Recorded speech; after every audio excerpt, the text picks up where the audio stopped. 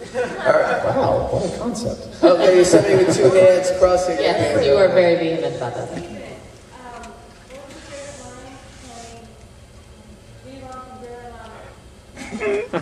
Leron from Gurren Lagann. When you screw it in, hon, give it a hard, manly twist. You're a little too good at that. Thank you. Got to explore the lighter side. Yay. Yes, thank you. Kitty Grade, they did make another season in Japan, and I haven't heard whether we would be getting that or not, but Funimation will always try to go after the shows that they have and have been successful with in the past, so here's hoping.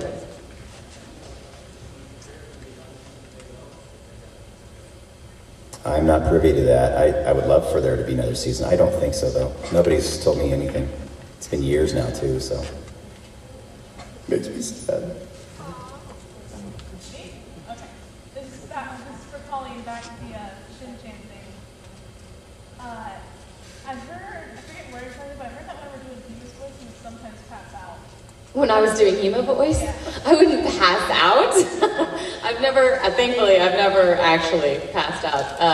I know Eric has, Sean Schimmel has from Dragon Ball Z days, but no, I would definitely get lightheaded. And the one thing about Hema was I strained so hard one time, I sprained my diaphragm.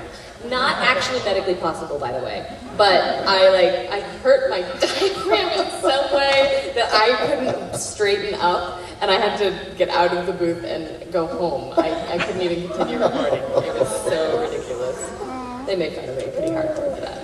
Passing out is fun. Yeah. I've done it. Yeah? Yeah. I mean, what character? I was doing an audition for Spider-Man and for one of the video games, and I was screaming as one of the villains, and I was in mid-scream, and it was just, and all of a sudden you just hear,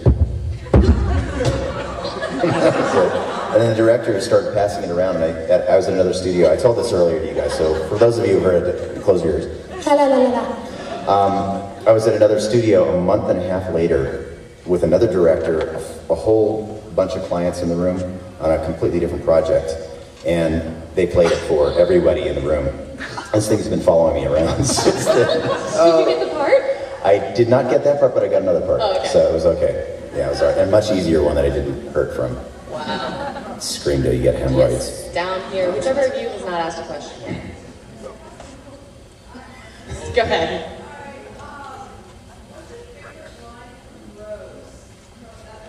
Oh, from Fullmetal Alchemist Rose? I'm so terrible at the line thing. There's the Where's my paycheck? You've got stand up. Where's my paycheck? You've got stand up and use them was a good one. I don't know if that's exactly what she said. And then all the stuff where she was practically mute from being raped was really funny to me. It was horrific while I was doing it, but the fact that she was kind of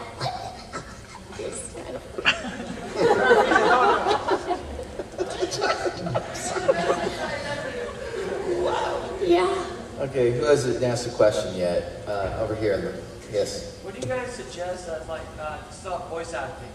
Just get into voice acting. Yeah. What do you suggest? Well, the emphasis should be on acting. You need to get yourself a good acting background, whether participate in community theater, taking acting classes at your college, whatever it is. Get that experience under your belt first. Then, apply those skills to using your voice as an acting tool. And then, as I said, just go out there and participate until you feel like you're ready to go pro on this stuff. And then either you put together a demo reel with your voices on there. You can listen to people's examples on Voice Bank and other things like that to see how people have demo reels. And then try to go out and hustle and get yourself business. But it takes a lot of persistence. It takes a second job because usually, it takes a long time before you become a full-time voice actor or full-time actor for that matter. Yeah. So, but you just have to hone your skills and use every opportunity you have to do so. And do know that just wanting to be an anime voice actor and that's all you want to be, it's probably never going to happen. Anybody who is an anime voice actor is doing other things as well. And there's a book now from Yuri and Tara. Yuri Lowenthal and Tara Platt just wrote a book called Voice Over Voice Actor, What It's Like Behind the Mic. And there's a ton of really, really good information in there. And I've gotten to read a little bit of that stuff, and it's really kind of a great overview that gives you some inside information that you may not get other places. And if you go to a lot of voice acting courses, often they'll take your money and they will run you through the paces, but they won't really tell you how to go about the business of voice acting.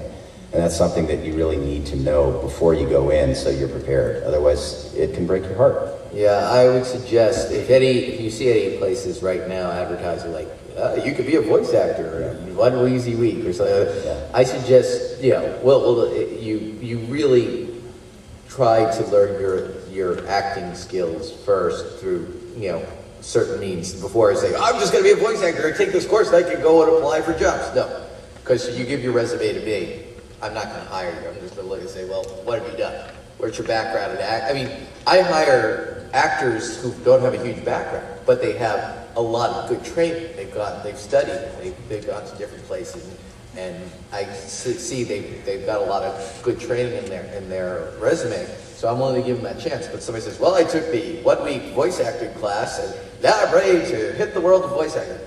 I'm going to say, look, I'm sorry, you need to have something a little more substantial under your belt, some real acting, professional training that I will say, well, okay, I can see you've gone through your paces, and now it's time to see what you can do. Or sleep with Jonathan Klein.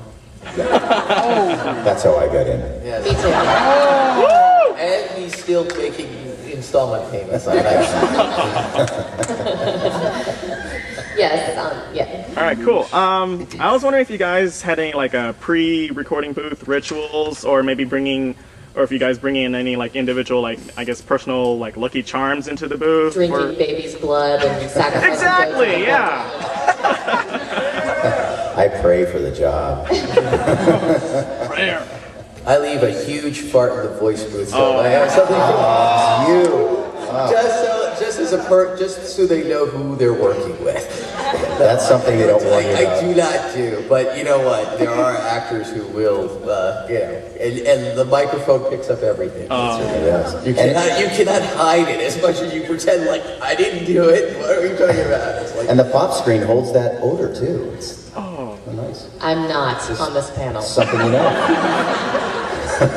Now you know. we're just talking about This is my bubble.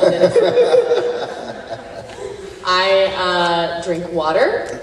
I sing along to the radio on the way to the studio. And if I'm doing a high voice character or a very clean, melodious voice character, I do like Luffy's voice on my way to the studio, or scream a little bit because it kind of loosens everything up.